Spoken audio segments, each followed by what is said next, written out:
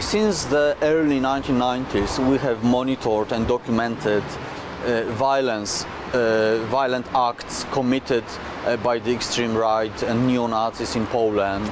And so far we documented 50 cases when people died as a result of attacks by Nazi skinheads and by extreme right groups.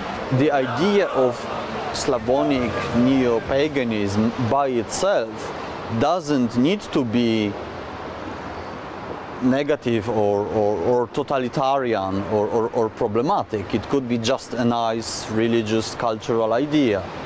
But in its political form, by and large, it is on the extreme right totalitarian end of the spectrum, and it often borders on manifestations of neo-Nazism on the one hand, and a kind of fascination with the most extreme, the most totalitarian aspects of Eastern European communism on the other hand.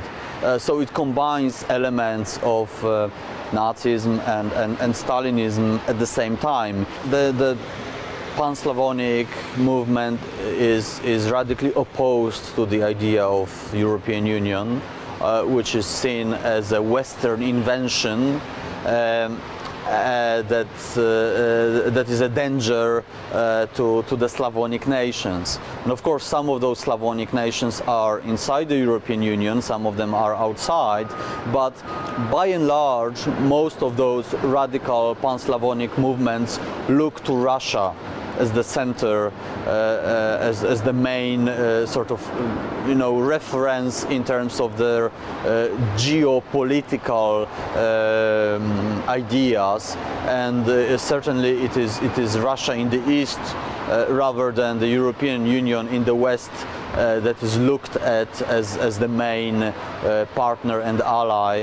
One of the facts about the racist far right in Europe today is the importance of international connections, and that applies to Poland too.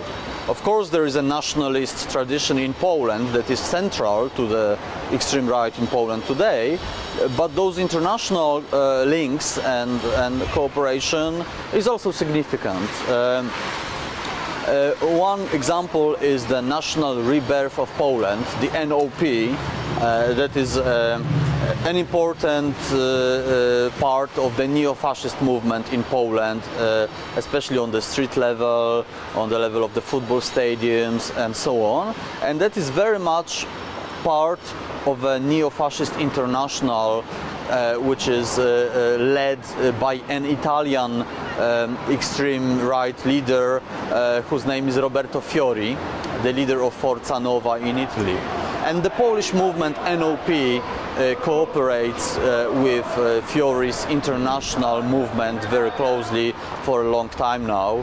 It used to be called International Third Position, now it is called the European National Front, and that includes extreme right groups from all over Europe. We know that there are political organizations on the extreme right that have tried to infiltrate the football hooligan groups for some years now in both Poland and Ukraine.